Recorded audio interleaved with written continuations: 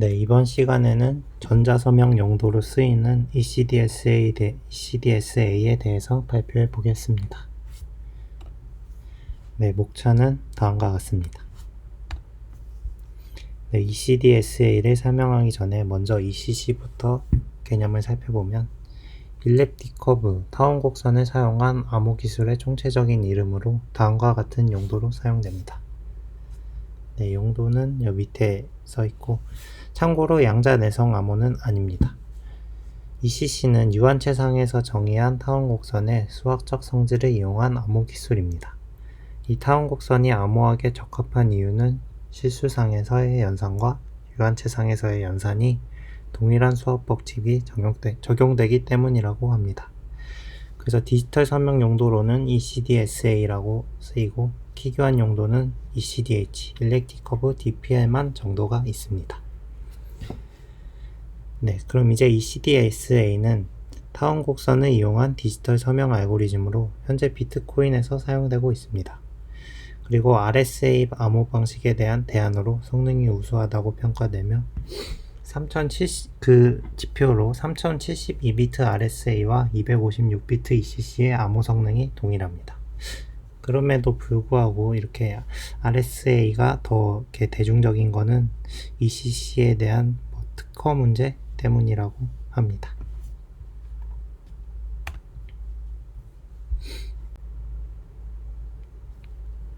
네, ECDSA에서 사용하는 방정식은 다음과 같습니다. y는 x세제곱 더하기 ax 더하기 b이며 a와 b는 개수입니다. ECC를 사용하기 위해서는 타원 곡선을 정의할 파라미터를 공유해야 하는데 복잡한 커브상의 포인트 연산이 필요하기 때문입니다. 그 때문에 표준단체에서는 타원 곡선에 대한 몇 가지 파라미터를 발표해서 사용하고 있습니다. 비트코인에서 사용하는 파라미터는 이런 SECP256K1 커브를 사용하는데 이 경우에는 A가 0, B가 7이라고 합니다. 그리고 이거는 약자인 것 같은데 스탠다드 일렉틱 커브 파라미터일 것 같습니다. 파라미터는 다음과 같습니다. 커브, 타원곡선 수식, 아까 그 방정식이고, G는 그 타원곡선의 기준점이고, n은 G의 차수로서 G를 n번 더했을 때 원점이 되는 값으로 충분히 큰 소수를 사용한다고 합니다. 네, ECC의 키 생성 과정입니다. 프라이빗 키는 D, 무작위로 선택된 1과 n-1의 사이의 정수입니다.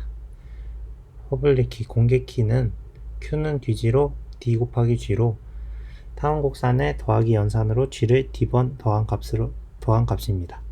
근데 이렇게 G는 공개된 값이지만 G를 안다고 해서 D 값을 찾아내기는 매우 어렵습니다. 그리고 이 ECC에서는 난수 생성기가 매우 중요합니다. 이건 ECC뿐만 아니라 다른 암호에서도 마찬가지겠지만 ECC는 프라이빗 키의 비트 수가 적기 때문에 우수하지 않은 난수 생성기를 사용할 경우 프라이빗 키가 쉽게 노출될 수 있는 위험이 있습니다. 예전에 2014년에 안드로이드 핸드폰의 비트코인 지갑이 해킹당한 적이 있는데 이 원인은 핸드폰에서 동작하는 우수하지 않은 난수 생성기를 사용했기 때문이라고 합니다. 즉, 프라이빗 키를 예측할 수 없는 랜덤한 난수 생성이 중요합니다. 이제 ECDSA에 대한 서명과 검증을 살펴보겠습니다. 먼저 서명을 하기 위해서는 플레인 텍스트 메시지 m과 h는 해시 함수가 됩니다. 그래서 메시지에 대해서 해시 함수를 적용한 해시값 2를 준비합니다. 그리고 두 번째로 z는 이 해시값 2에 대한 이진값에서 왼쪽으로부터 n번째까지 잘라낸 값입니다. 그래서 길이는 n이 됩니다. 그리고 세 번째로 이제 나중에 이 부분에 대해서 공부해볼 암호학적으로 안전한 난수 K를 1과 n-1 사이에서 생성합니다. 여기 non-reuse vulnerability라고 써있는데 이 서명 과정에서 하나의 개인키를 통해서 두 개의 메시지를 서명할 때 이 nonce 값 K를 중복해서 사용하면은 개인키가 쉽게 노출된다는 취약점입니다. 그리고 네 번째로 그 난수 K와 파라미터 G를 곱해서 곡선 위의 점 XY를 계산합니다. 그리고 다섯 번째로 이 R은 X 모듈러 N을 계산하고 만약에 이 R이 0이면 3단계로 돌아가 다시 수행합니다. 그리고 마지막으로 서명 S는 논스캅 K의 인버스 그리고 Z 더하기 R 곱하기 D 모듈러 N을 계산합니다. 그래서 이 S가 0이면 3단계로 다시 돌아가 또 다시 수행합니다. 그렇게 해서 완성된 서명은 R과 S입니다. 네, 이제 서명 검증 부분입니다. 첫 번째로 R과 S가 1부터 n-1 사이의 정수인지 확인합니다. 아니면은 서명은 무효합니다. 그리고 두 번째로 해시값 E와 Z는 앞의 단계와 똑같이 준비합니다. 그리고 세 번째로 W는 서명의 인버스 모듈러 N을 계산한 다음에 U1은 ZW로 가지고 있고 U2는 RW 모듈러 N으로 가지고 있습니다. 그리고 네 번째로 이 포인트 XY는 U1 곱하기 G 더하기 U2 곱하기 퍼블릭 Q를 계산합니다. 그런데 만약 이 X, Y가 0이면 서명은 무효합니다. 그렇게 해서 마지막으로 R이 X1의 모듈러 N에 대해서 합동이면 유효한 서명이 됩니다.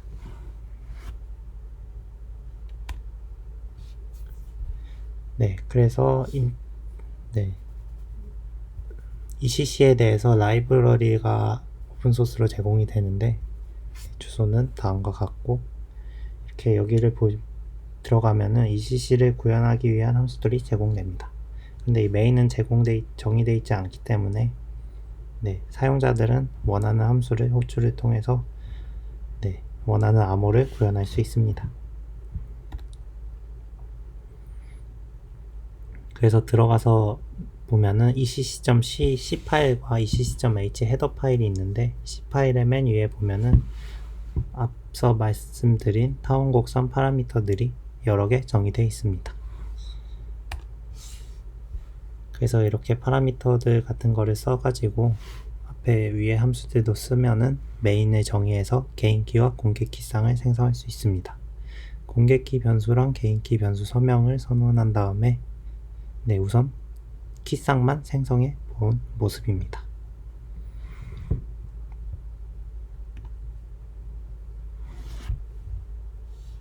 근데 이번에 이 라이브러리를 통해서 할 것은 ECDSA에서 논스 값을 재사용했을 때 생성되는 문제를 살펴보려고 합니다. 논문은 여기 보시면은 이거에 대한 내용은 아닌 것 같은데 안에 세부 사항으로 이 부분도 적혀 있습니다. 그래서 보시면은 이 단락의 내용이 대충 보면 개인키를 사용해서 같은 두 개의 다른 메시지에 대해서 설명을 할 때 같은 논 스케일을 사용하면 서명 시 사용된 개인키가 노출된다는 내용입니다. 근데 사실 저 라이브러리를 써가지고 이렇게 서명을 하면은 계속 논 스케일 값이 재생성되기 때문에 그렇게 취약한지는 사실 잘 모르겠습니다. 그래서 앞에서 본 상황을 여기 메인에서 확인해 보기 위해 환경을 구성해 보겠습니다. 우선 서명할 메시지는 ECDSA와 시그니처입니다. 그리고 해시 함수는 SHA-256을 사용합니다. 그래서 보시면은 여기 ECDSA와 시그니처에 대한 해시 값을 적어주었고 이건 공개키고 여기 밑에는 같은 개인키로 같은 논스 값을 사용하여 만들어낸 ECDSA와 시그니처에 대한 설명입니다. 그리고 이 밑에는 시그니처에 사용된 해시 값을 왼쪽부터 나열한 것입니다. 이 부분은 그래서 이렇게 되고 이렇게 이런 식으로 다시 적어준 것입니다.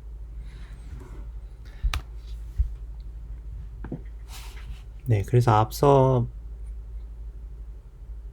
봤던 그 K 논스 값을 재사용했을 때 어떤 이유 때문에 드러나냐는 여기 써 있는데 정확히 보시면은 맨 뒤에 보면은 논스 K 값이 이 H1-H2 그리고 S1-S2 인버스 모듈러 N1의 수식을 취하면은 nonce k 값이 드러난다고 써 있습니다.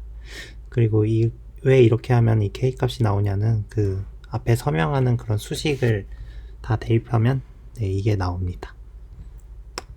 그래서 이 과정을 여기 보시면은 여기 h1, h2는 해시 값이 되는 거고 s1, s2는 서명 값입니다.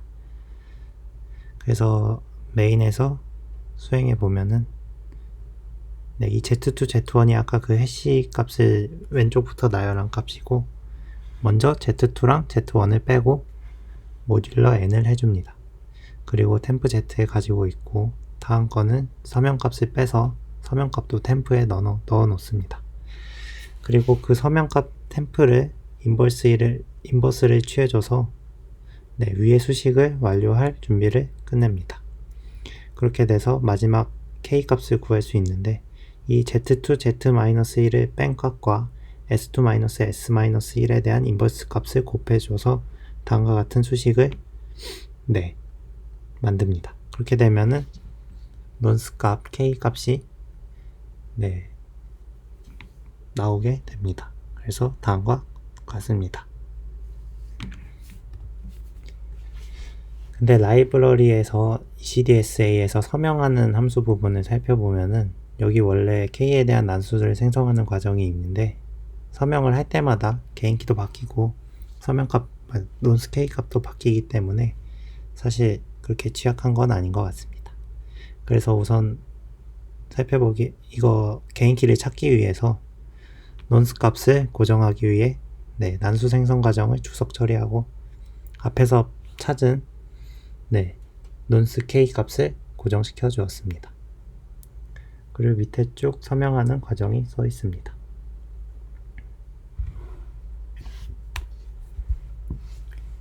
네, 이제 nonce k 값을 찾으면은 여기 위에처럼 시크릿 키를 찾을 수 있다고 적혀 있는데 위에 수식을 보면 이 d가 개인키가 되고 오른쪽이 개인키를 찾을 수 있는 수식이 됩니다.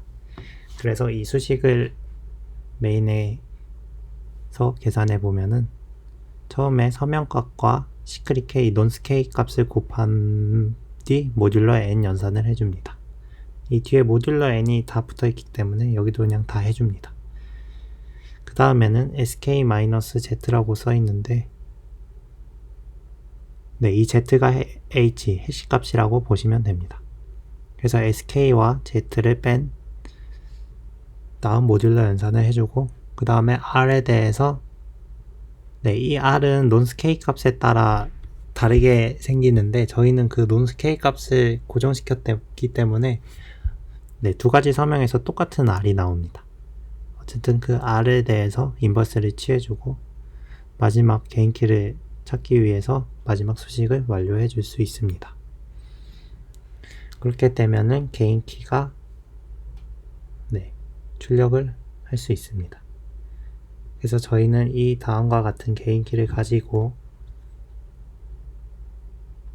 네, 제가 다시 그 개인키를 생성해 주었습니다. 그래서 그 개인키를 사용해서 메시지에 대해서 똑같이 서명을 해 보겠습니다. 그래서 네, 여기 해시값 넣고 개인키로 서명을 해서 나온 서명값과 여기 다시 해시값 넣고 새로운 개인키로 서명을 해서 출력을 해보면은 네, 그리고 서명한 다음에 네, 미리 공개되어 있던 공개키로 검증해 보겠습니다. 네, 그래서 마지막 화면을 보시면은 저희가 같은 nonce k를 사용해서 두 개의 다른 메시지에 대해 서명이 주어졌을 때 그 nonce k 값을 찾을 수 있었고 저희는 그 nonce k 값을 찾은 다음에 개인키까지 찾을 수 있었습니다. 그래서 개인키를 사용해서 두 개의 플레인 텍스트를 서명해 보면은 저희가 원래 받았던 서명에 대한 네, 서명이 똑같이 완성되고 공개키로 검증해 봐도 네, true 값을 확인할 수 있습니다. 즉 이렇게 서명 단계에서 개인키를 다른 사람이 획득하게 되면 공격자가 서명 주인인 척하고 메시지를 서명한 뒤 다른 사람들은 그 서명을 보고 올바른 사람이 서명을 했구나 라고 네, 착각을 할 수 있습니다. 근데 사실 이렇게 라이브러리를 써도 nonce k 값을 계속 교체하기 때문에 그렇게 네, 취약점은 아닌 것 같습니다. 근데 암호 경진대회 문제에서 나와서 네, 그냥 발표해 보았습니다. 감사합니다.